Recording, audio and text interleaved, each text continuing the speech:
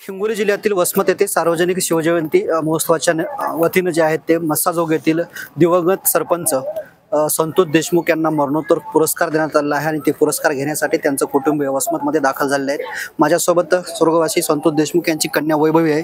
खरं तर दिदी मरणानंतर ही पुरस्कार मिळाला, काय भावना आहेत?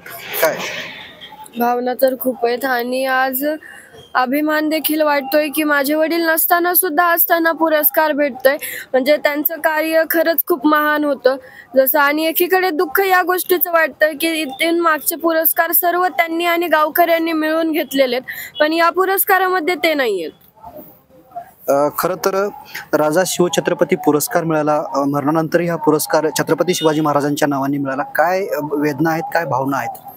जे छत्रपती शिवाजी महाराज जे स्वराज्याचे संस्थापक होते आणि त्यांना जे स्वराज्य स्थापन केलं होतं, त्याच्यात कुठंतरी आपण त्याचा एक कण म्हणून आपण समाजात कुठंतरी समाजाचं देणं लागतो, अशा भावनेनं जे काही सत्कर्म झालेलं आहे संतोषांनाकडून, त्याचा कुठंतरी एक छोटासा भाग म्हणून या ज्या समितीच्या वतीने वसमतकरांनी जो आम्हाला जे संतोषांना देशमुख यांची हत्या झाली त्यांच्या मरणोत्तर हा पुरस्कार दिला, तर खरंच कुठंतरी एक चांगला स्तुत्य उपक्रम आहे हा। आणि ह्या उपक्रमातून आम्ही हे सगळं आमचे जे गावातले प्रतिनिधी आहेत तिथं आलेले आणि आमचं गाव आहे, हा पुरस्कार सर्वस्वी गावाला समर्पित करणार आहोत।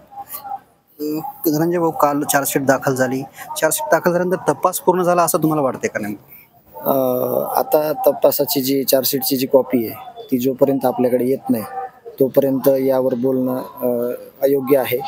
ज्यावेळेस सगळी तपासाची चार्जशीटची जी आपल्याकडं कॉपी येईल त्यावेळेस याच्यावर आपल्याला बोलणं खूप महत्त्वाचं आहे की त्याच्यामध्ये नेमकं सगळं आलेलं आहे का, सगळं झालेलं आहे का सगळं काम, यावर मगच व्यक्त होणं बरोबर आहे।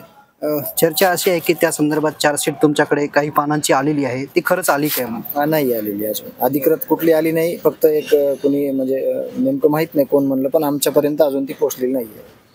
तुम्ही अन्नत्याग आंदोलन केलं होतं, त्यात अनेक मागण्या होत्या, त्या अगोदर चार्जशीट दाखल झाली आहे, त्या मागण्या आता मान्य झाल्या, काय त्या मागण्यांचं मग आता पुढे? सरकारी वकिलांची नियुक्ती, फरार कृष्णा आंधळे हा कधी जेरबंद होणार आहे, या प्रमुख मागण्या होत्या। आणि ज्या खालच्या मागण्या होत्या ते एकमेकांशी संलग्न होत्या, त्याचा वेगळा ड्राफ्ट आम्ही SP साहेबांकडे येत्या 2 दिवसामध्ये देणार आहोत आणि त्यात आम्हाला त्यांच्याकडून आशा आहे की त्यांनी त्या सगळ्या त्याच्यातल्या मागण्या आणि योग्य कारवाई करतील अशी आम्हाला अपेक्षा आहे।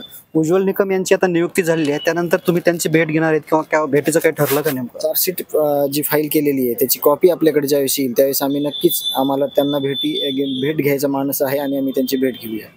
निश्चितच ज्यावेळेस चार्जशीटची कॉपी आमच्या हातामध्ये येईल त्यावेळेस आम्ही जे या प्रकरणामध्ये सरकारी वकील उज्ज्वल निकम यांची नियुक्ती केली त्यांची भेट घेणार असल्याचं स्वर्गवासी संतोष देशमुख यांचे बंधू धनंजय देशमुख यांनी सांगितलं आहे। Cameraman Dnyaneshwar Wankhede Sameer Ramesh Chendke, TV9 Marathi, Vasmat, Hingoli.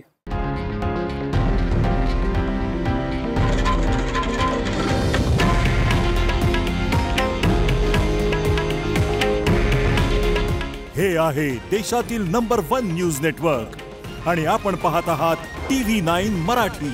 काळजी तुमची, हित महाराष्ट्राचं।